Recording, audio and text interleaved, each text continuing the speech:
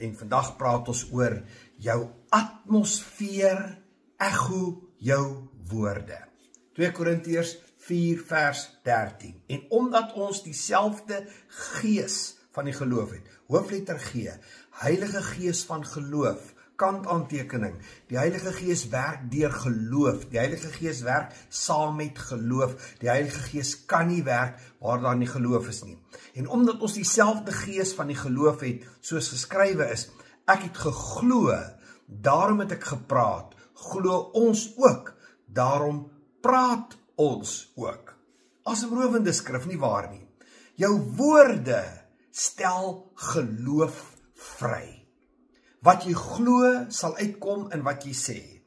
En wat jy sê sal echo, weerklank vind in die atmosfeer om jou.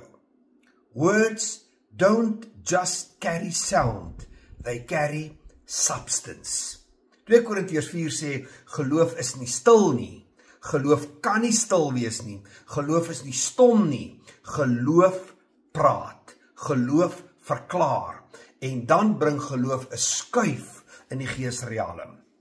Jou woorde echo in elke omgewing waar jy instap. Dit druk nie net uit hoe jy voel nie. Dit vestig die atmosfeer. Negatiewe woorde vul die atmosfeer om jou soos 'n dik, swaar mis. As jy geloof praat, word die atmosfeer gelaai met moontlikhede en vrede. Onthou, jy is geskape na die beeld en die gelykenis van God. God het geskep deur te praat, jy ook. Jy skep die atmosfeer in jou huis. Jy skep die atmosfeer in jou werksplek. Jy impakteer verhoudinge, nie met manipulasie nie, maar met geloofgevulde woorde. Jy sien die probleem is, baie gelowiges praat hulle probleme, hulle vrees, hulle twyfel en nie wat hulle glo nie. Hulle echo emosies en die waarheid nie. En dan wonder hulle hoekom die duisternis toesak. Maar wanneer jou mond in lyn kom met die woord, verander jou atmosfeer. Engele reageer, vrede begin invloei en genesing manifesteer. Wanneer jou woorde saamstem met vrees, of jy's nou te nagekom, vind demone 'n oop deur om by in te kom. Jy is nie bestem om jou atmosfeer te oorleef nie. Jy is geskep om dit te beveel. Radikale verandering begin wanneer jy besef, jou atmosfeer reageer nie op hoe jy voel nie, maar op geloofgevulde woorde. Die atmosfeer waarin jy môre sal leef, word gevorm deur wat jy vandag sê.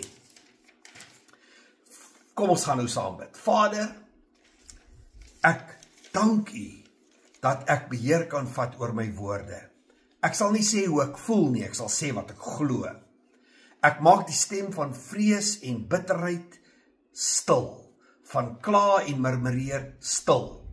Ek stel lig vry, vrede en deurbraak in elke omgewing waar ek instap.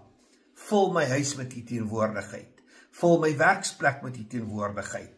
Laat my hart en my mond die geluid van die hemel dra. Mag my woorde engele aktiveer, duisternis verdryf en die klimaat skep vir bonatuurlike oorwinnings. Ek glo, daarom praat ek in die naam van Jesus.